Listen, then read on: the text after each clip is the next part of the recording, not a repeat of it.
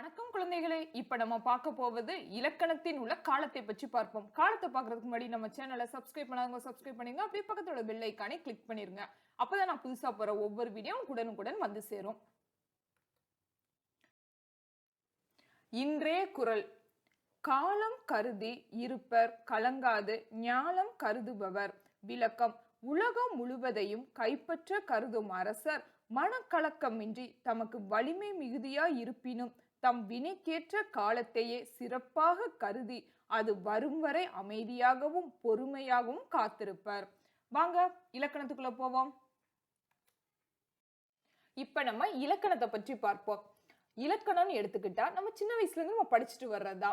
அதாவது ஒரு மொழியை பிழை இல்லாமல் பேசுவதற்கும் எழுதுவதற்கும் பயன்படுவதுதான் நம்மளுக்கு இலக்கணம். இலக்கணம் பார்த்தா நமக்கு 5 வகைப்படும். அவை என்னென்னா எழுத்திலக்கணம், சொல்லிலக்கணம், பொருள் இலக்கணம், யாப்பிலக்கணம், அணி இலக்கணம் சொல்லி நம்மளுக்கு ஒரு 5 வகை இருக்கு. இப்ப வாங்க நம்ம காலத்துக்குள்ள போவோம். காலம்னு எடுத்துக்கிட்டா 3 வகை இருக்கு. அது என்னென்னா நிகழ்காலம், இறந்த காலம், எதிர்காலம் சொல்லி 3ஆ பிரிக்கிறாங்க. அது என்னென்னு சொல்லி பார்ப்போமா? நடந்து கொண்டிருக்கும் செயல் நிகழ்காலம். அதாவது இப்ப நடந்துட்டு இருக்கிற செயலை குறிக்கிறதா நிகழ்காலம். அதாவது என்னதுன்னா பிரசன்ட் டென்ஸ், இப்ப நடந்துகிட்டு இருக்குல்ல அந்த செயல்.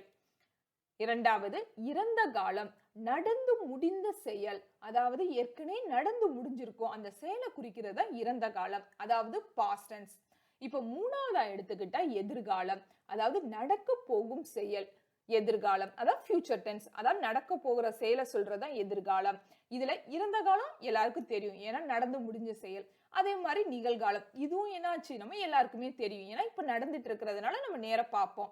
அப்புறம் எதிர்காலம் எடுத்துக்கிட்டா நம்மளுக்கு என்னன்னு சொல்லி யாருக்குமே தெரியாது, அந்த எதிர்காலத்தை குறிக்கிறதா என்னது ஃபியூச்சர் டென்ஸ்.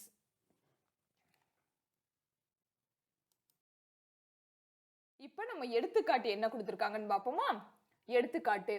நான் உணவு டேஸ், அதாவது நான் உணவு உண்டேன், அதாவது முன்னாடியே சாப்பிட்டதை பத்தி சொல்றதுதான் நம்மளுக்கு இதுல என்னது இறந்த காலம். நான் உணவு உண்கிறேன், அதாவது நான் சாப்பிட்டுட்டு இருக்கிறேன்னு சொல்றது நிகழ்காலம். நான் உணவு உண்பேன், அதாவது பின்னாடி நான் உணவு சாப்பிடுவேன்னு சொல்றது எதிர்காலம். இப்ப அடுத்தது உதாரணத்துக்கு இன்னொன்னு சொல்றேன். தேன்மொழி பூ, அதாவது தேன்மொழி பூ தொடுத்தாள், அதாவது தொடுத்துட்டா, அது இறந்த காலம். தேன்மொழி பூ தொடுத்து கொண்டு இருக்கிறாள், அதாவது இப்ப தொடுத்துட்டு இருக்கிறத குறிக்கிறது என்னது நிகழ்காலம். தேன்மொழி பூ தொடுப்பாள், அதாவது பின்னாடி நடக்க போறத சொல்றது எதிர்காலம். இப்ப உங்களுக்கு காலத்தை பத்தி நீங்க தெரிஞ்சிருப்பீங்க. அடுத்த காணொளியில் அடுத்த இலக்கணத்தை பற்றி பார்ப்போம். இன்றைய பொன்மொழி. காலம் ஒவ்வொரு துன்பத்திற்கு பின்பும் கண்டிப்பாக ஏதோ ஒரு மகிழ்ச்சியினை ஒளித்து வைத்திருக்கும். நன்றி. இந்த காணொளி பிடிச்சிருந்தா எல்லாம் லைக் பண்ணுங்க, உங்க கருத்துக்களை கமெண்ட் செக்ஷன்ல பதிவு பண்ணுங்க. அப்படியே நம்ம சேனலை சப்ஸ்கிரைப் பண்ணாதவங்க சப்ஸ்கிரைப் பண்ணி பக்கத்தோட பெல் ஐக்கானை கிளிக் பண்ணிருங்க.